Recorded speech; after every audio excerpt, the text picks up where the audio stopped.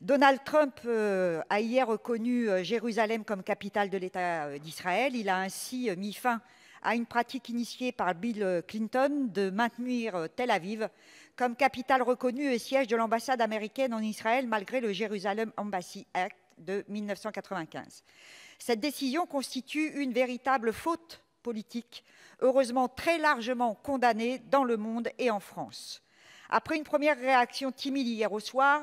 notre diplomatie a pris la mesure de la provocation du locataire de la Maison-Blanche en faisant partie des 8 pays demandant en urgence la réunion du Conseil de sécurité de l'ONU.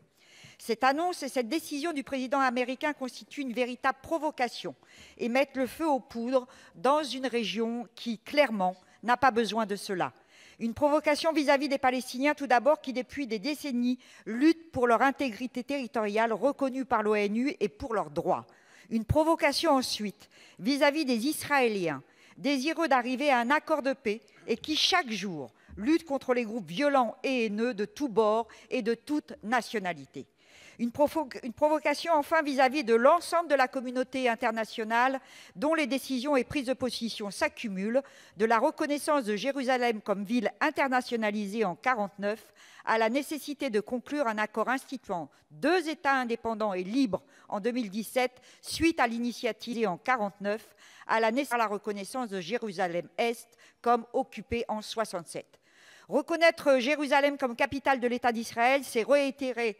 l'échec du camp David II en 2000-2001 et éloigner encore toute perspective d'une paix durable et solide entre les Israéliens et les Palestiniens, qui ne se concrétisera que par l'instauration de 2 États indépendants dans les frontières issues de la résolution onusienne de 1967. Donald Trump a agi en va-t-en-guerre patenté en prenant cette décision, et cet acte insensé ne peut avoir pour conséquence qu'une nouvelle flambée de violence dont personne, je crois, ne sortirait vainqueur.